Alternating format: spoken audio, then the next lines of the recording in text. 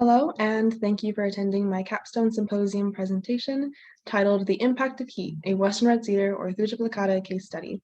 My name is Angela Gaither, and I partnered with Forest Health Watch, a nonprofit organization focused on the health of forests and citizen science. So some context around this study is that urban heat islands, or areas of heat often entrapping cities or urban neighborhoods compared to that of the surrounding forested area or rural area, they tend to exist in lower income neighborhoods, often with people of color, and they exacerbate issues with pollution. Hotter summers are having a documented, harmful, inequitable impact within King County. I'd like to direct your attention to Figure 1, where there's a thermal map of King County displayed with surface temperatures in the evening. And the western red cedar, a species native to the Pacific Northwest, found on many urban roadsides, is experiencing gradual decline. It is a species that is a focus of Forest Health Watch at the moment for a pilot project as it is experiencing extreme dieback. The purpose of this study was to explore heat as a potential cause. So some research questions I had are, is there a relationship between heat and western red cedar dieback? And how does rising heat impact the urban canopy? The methodology I used to go about this was partnering with Forest Health Watch to collect qualitative data through a naturalist on western red cedars within Renton, Washington, a city within King County inequitably impacted by heat. I also conducted data analysis through QGIS and the R programming language to find trends in damage, temperatures, and dieback.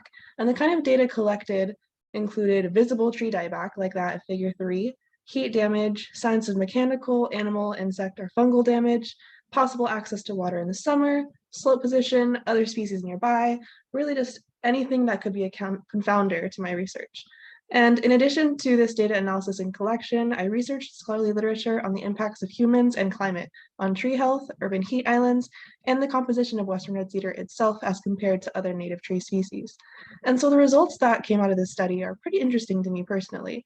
If you look at Figure 4 from left to right, I have the western red cedar in King County that in lower temperatures, such as that of 76 degrees Fahrenheit, will display full health, healthy foliage, and overall not much heat damage. And then you get to part B of this figure, and you can see visible tree dieback and a thinning canopy in an area of surface temperature 80 degrees on average.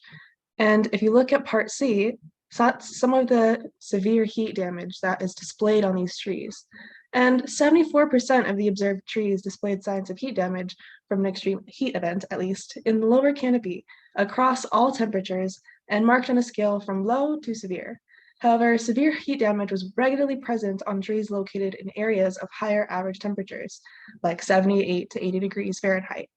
And through my QGIS and R analysis, I found that there is a weak positive correlation of heat with tree dieback if you look at Figure 5. And while there is a 95% confidence interval and it is a weak positive correlation, it is still a correlation, not causation, to not get confused. But I speculate that if I were able to collect more data, if I had the resources and time, that there would still be a positive trend in tree dieback and average surface temperature. And so continuing on to my results, trees displayed signs of stress in addition to heat damage, including extra cone crop, candelabra tops, and overall, tree dieback is not a result of extreme heat events alone, and so further research is needed, and it might look different for other species. I found that established older trees have the most impact on pollution and heat mitigation, and protection of existing mature trees may arguably take more priority than planting new trees. And so air pollution and heat are related issues, and therefore tackling mitigation in both can be significant in alleviating their impacts on the environments they serve, as well as that serves them. So the broader significance of this entire project is that extreme heat events will hit urban heat islands and communities already vulnerable to climate change the hardest, potentially furthering inequity. We need trees in our urban environments to improve human and natural ecosystem well-being. And I hope it goes without saying that the loss of native tree species will harm the biodiversity of a region in the long run. The western red cedar's needle composition can alleviate bad air quality that is made worse by heat, and yet it is also vulnerable to heat. And so we need to figure out more research on what could be causing this tree dieback, as it may affect the other native species to the area.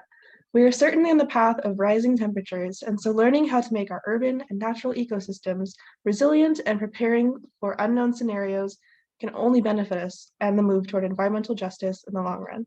That was my presentation, and I would like to take a quick moment to acknowledge those that helped me on this project and give a hearty thank you to Joseph Holbert with Forest Health Watch, my site supervisor, Tim Billow, my faculty advisor, Mary Manis from Cascadia Climate Action, Ali Lakehart from Trees for Seattle, as well as my friends and family. None of this would have been possible.